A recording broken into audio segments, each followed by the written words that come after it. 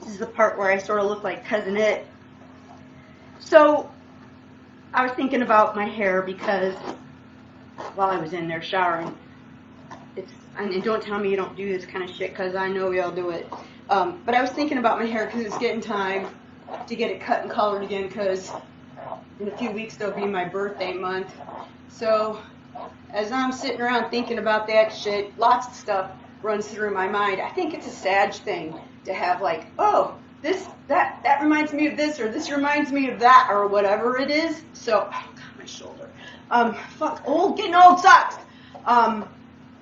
So I'm remembering my aunt talking about my hair when she would cut it when I was little. She was a hairdresser in St. Louis from probably the late 40s all the way till when they moved to Florida in the 70s, and then she did some more of it, I think, here in Florida as well. I don't know if she really got a license or not. I can't remember for sure, but I know she was still doing some hair in some old lady's house who had a salon like in the Florida room. She also taught beauty school, and so she knew a lot of shit about the way, your hair grows and all that stuff.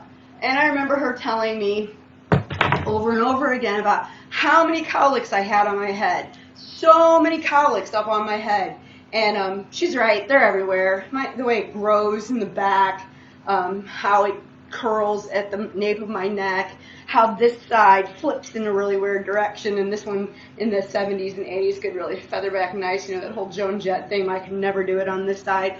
All of that stuff. And then Steven was born, and he had that big spiral pattern, and he's got cowlicks all over his head because the same guy that cuts my hair cuts Steve's hair and says that it's just really funny, your growth patterns are the same. Why am I telling you this? Because, listen, when you're broad and you have to shave your coolie and your tits are really big and you're older and shit doesn't, it's not like it used to be. Even if I hung upside down, it would just be the reverse of what it is now. So the growth patterns that I have on my head, I have in my pubic region as well. Some of them go this way, some of them go this way, some of them go in a circly thing, some of them go sideways, some go straight the fuck out. And you gotta shave that shit with one razor. I don't understand it. It seems like, and you think after you've been doing it as long as I have, that you would have these patterns memorized in your head. But I think I'm sort of a visual learner, and since I can't and have never seen that area when I was trying to shave it, because, listen, by the time I started doing it, it was all the thing. It was all the in vogue thing, not enraged, but in vogue thing to do. In the 90s, we was going and getting it all waxed off, this Brazilian shit. So I wasn't really looking at it then either because I didn't have to do it. Someone else did it. And then by the time I was doing it on my own, first in the 70s and 80s, we had hairkini. But then when you get to this age, it's like, okay, well, here I go. It's just feeling your way to see if I can figure out the fuck is going on up in here.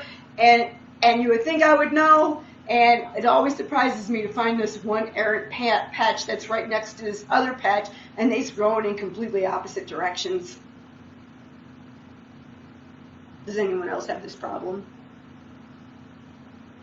Leave your answers in the comments box. If you're on YouTube, would you like this video if it made any sense to you?